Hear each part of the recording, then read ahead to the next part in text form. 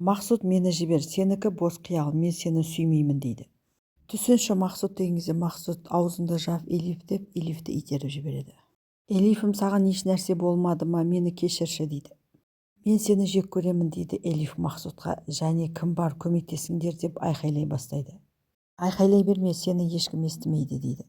Мен сені жақсы көремін деп Элифке жақындай берген кезде Элиф Мақсұттың бетіне түкіріп жібереді.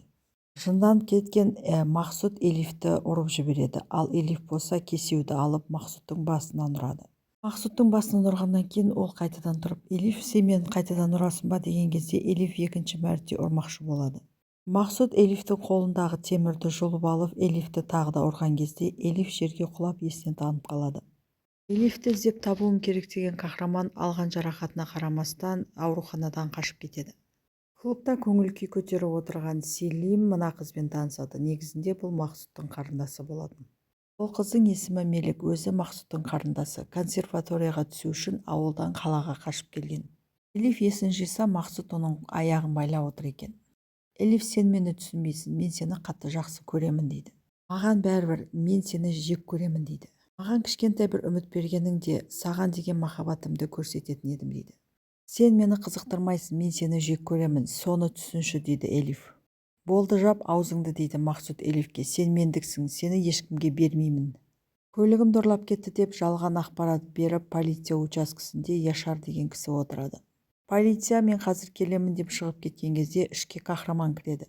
Сенің Мақсұттың адамы екенін білемін, оның қайда екенін қазір айт, әйтпесе мен сені өлтіремін дейді қахраман. Мақсұт Элифке, қахраман баяғыдағы өліп қалған шығар, енді мен ғана бармын дейді.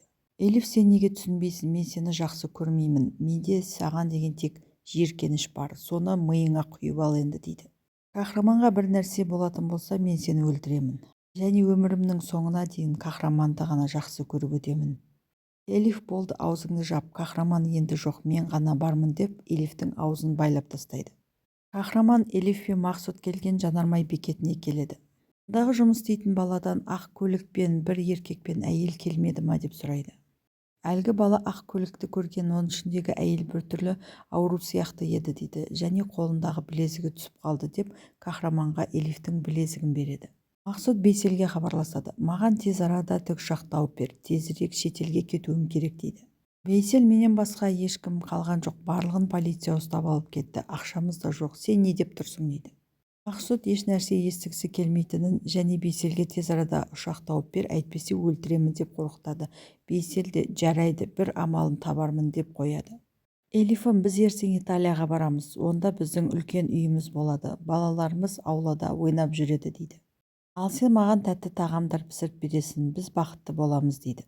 Сен осылай өзіңнің бос қиялдарыңмен өмір сүре бер, қахраман келеді де мені құтқарады дейді Элиф.